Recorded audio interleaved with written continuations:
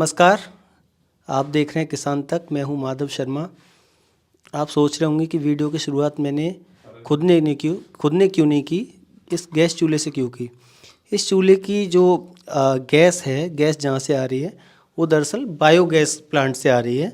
Cylinder नहीं लगा हुआ। तो बायोगैस प्लांट के फ़ायदे, मैं इस बीरासर गांव में हूं और इस गांव में हमारे साथ रोशनी हमें मिली है। तो इसका एक तो फ़ायदा इनको देखते हैं, इनकी मेहनत कितनी बची, गैस सिलेंडर का पैसा भी बचा। तो रोशनी जी, इसका फ़ायदा क्या रहा आपको? गैस गैस आपको गोबर से गैस सब मिली है फायदा। क्या? हंगली रोटियां करनी पड़े कौन भी हाँ। लकड़ियां माथ। चूल्हे की बजाय गैस पे करने लग गए रोटी, है ना? हाँ रोटी। सिलेंडर का पैसा भी बचा। हाँ कितने सिलेंडर एक महीने में लगता है आपका? है पहले कितना लगता था? एक महीने में एक सिलेंडर। हाँ। तो 1100 रुपये का भी सिलेंडर आ रहा है, वो पैसा बच गया, है ना? और इससे आसानी भी होगी आपको, आसानी हो गई ना? चूल्हे पे काम नहीं करना पड़ता। सब इंग माथ ही करा।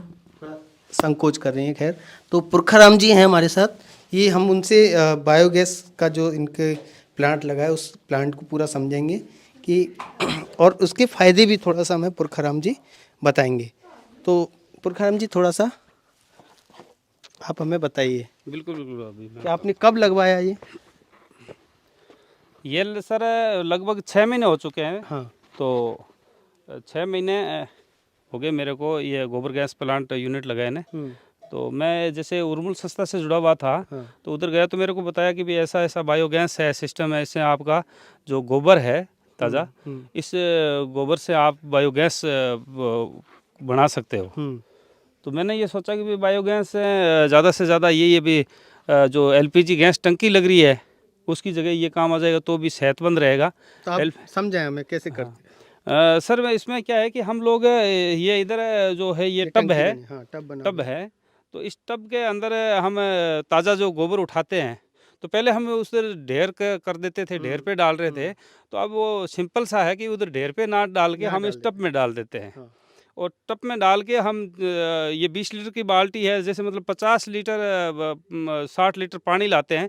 जो 50 किलो के आसपास गोबर होता है तो उसमें बराबर में पानी डाल रहे हैं। जबकि थोड़ा पानी अगर ज़्यादा डाले तो और अच्छा है। थोड़ी पानी की समस्या हाँ, इसलिए है। थोड़ी पानी यहाँ क्या पानी दूर की से समस्या लाते हैं। दूर से लाते हैं और यहाँ है नहीं।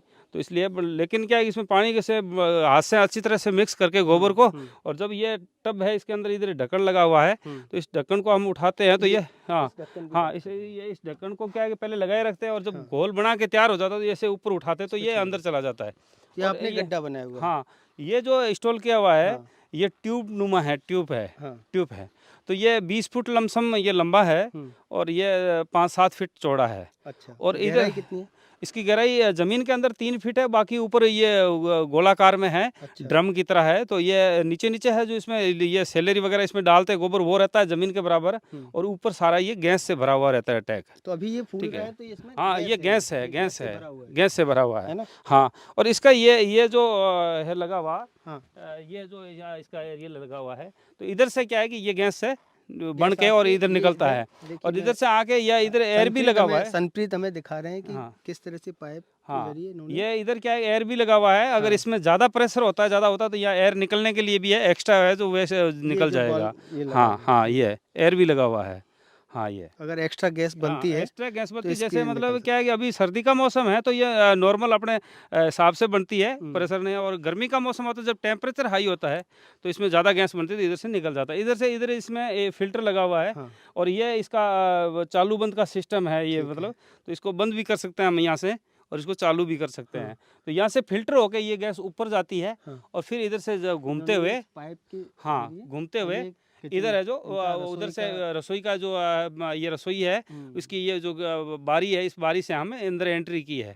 तो ये यहाँ तक इतना लंबा पाइप चाल के जाता है, यहाँ से फिल्टर होकर गैस जाता है। और ये इससे जो गोबर से बना हुआ जो गैस है इससे जब हम खाना बनाते हैं तो रोटी इतनी स्वादिष्ट बनती है कि जैसे पहले पुराने ज़माने में तंदूर से या मतलब लकड़ी है और वो अंगारों पे सेकते थे, अच्छा। उसी तरह के स्वाद से बनती है। अभी आपने खाना खाया भी है हाँ, हमारे मैंने घर बहुत पे, स्वादिष्ट खाना था। तो खाना खाया है, तो ये सारी इसी से बनी हुई थी।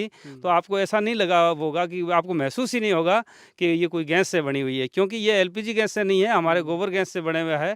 तो इससे मतलब सब्जी रोटियां जो बनती है इतनी बढ़िया बनती है कि बहुत स्वादिष्ट बनती है। इसके सिवाय इससे क्या है कि जब हम अंदर जला रहे हैं तो इसको ये जो लाइटर वगैरह होता है, इससे ये आग नहीं पकड़ता। अच्छा। तो हमारे कभी भी विस्फोट होने की भी संभावना हम तो फिर सुनते जलाते हैं। कैसे उसको? इसको हम माचिस की माचिस तीली से से। आग पड़ने पर ही जलती है, ऐसा नहीं कि लाइटर से जगा लें। अच्छा, अच्छा। लाइटर इसमें काम नहीं करता। हाँ। ये क्योंकि मतलब इतना दूर से आग नहीं पकड़ता, तो ये हमें ये खतरा भी कभी नहीं है कि कभी भी इसका कभी विस्फोट होना नहीं है, कभी भी आग नहीं लगे। जैसे अभी अभी मेरी तुरंत घटना मेरे गांव के इधर है, गोडू के पास में एक सिलेंडर कोई प्रोग्राम था, उसमें बहुत सारे लोग इकट्ठे हुए जोधपुर थे। में, हाँ। नहीं, यहाँ मेरे नज़दीक यहाँ भी? पड़ोस में गोडू में 6 GMR है हाँ। या 8 GMR, पहले पहले थोड़े दिन पहले भैया चर्चा हुई थी। तो उसमें क्या है कि वो विस्फोट हुआ, गैस टंकी का रिसाव हुआ और उसे आग लगने से तुरंत मौके पर ही एक महिला की डेथ हो गई और 7-8 महिलाएं जो झुलस गई। एक इंसान था, एक बड़ा हादसा हाँ, हादसा हुआ, भूंगरा बहुत बड़ा हादसा जोधपुर हुआ। में भी हुआ, वहाँ हाँ। 33-40 लोगों की डेथ हो गई। तो ये मेरे नज़दीक में हुआ है, तो इससे हम ऐसा महसूस कर रहे हैं कि हमारे ये बहुत बढ़िया है कि प्राकृतिक गैस, हमारे गोबर से गैस बना हुआ है, ये इसी तरह का कोई विस्फोट नहीं है और कभी भी ऐसी संभावना नहीं रहती। ये बढ़िया भी अब है। मैं आपको बायोगैस के फ़ायदों के बारे में बताऊंगा और आप इसका इकोसिस्टम समझना कि चीज़ें किस तरह से एक दूसरे से लिंक्ड हैं, है ना? हम्म। तो एक पहली बात, आपका सिलेंडर का खर्चा कितना बचा? सर मेरे 10 सदस्यों का जॉइंट फैमिली परिवार है। तो मेरे लगभग एलपीजी गैस की बात करें, एलपीजी गैस की बात करें तो लगभग 1 से 1.5 टंकी मतलब 1500 रुपये का गैस लग ही जाता था महीने का। तो ये लगने के बाद हमें क्या है कि 1500 रुपये तो वो बच गए। और ये तो बिल्कुल छोटा सा फ़ायदा है, ये कोई ज़्यादा बड़ा फ़ायदा नहीं है सर, क्योंकि गैस वाला कोई ज़्यादा नहीं, 1500 रुपये ही है। लेकिन इससे ज़्यादा बेहतरीन और सबसे बेस्ट तो जब ये इस में गोबर डाल के हम इसमें डालते हैं, गैस तो यूज़ हो जाता है। जो इसके अंदर गैस बनने के बाद में जो लिक्विड सेलेरी निकलती है, रिलीज़ होती है, जो गोबर जो खुला बचा हुआ गोबर है जो उसमें हाँ, से रिलीज वेस्टेज मान लो, उसको सेलेरी बोल दो, जो भी मान लो, जो लिक्विड हम घोल के इसमें डाल रहे हैं, गैस हमें मिलने के बाद जो बचा हुआ शेष प्रोडक्ट है वो उधर रिसाइकल होता है, यानी बाहर निकलता है। वो बहुत कीमती है और वो हमारे किसानों की जान बान शान सारी कुछ है, क्योंकि वो हमारी ज़मीन है उसकी सेहत पे बहुत बढ़िया असर डाल रही है, क्योंकि ज़मीन की सेहत सुधार रही है। ये जैसे इधर से निकासी है, उधर देखिए, ये निकासी है।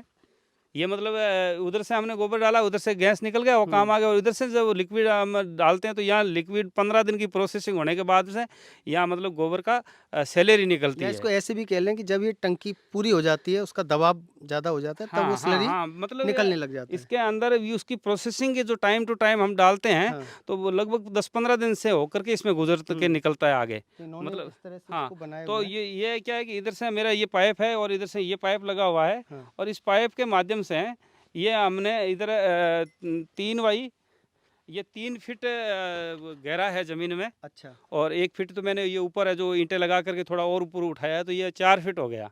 और 10 बाई 10 से 4 फीट है, 10 बाई 10 है चारों से, और गहराई इसकी 4 फीट है। अच्छा। तो ये इधर पाइप से आ करके ये लिक्विड सेलेरी है।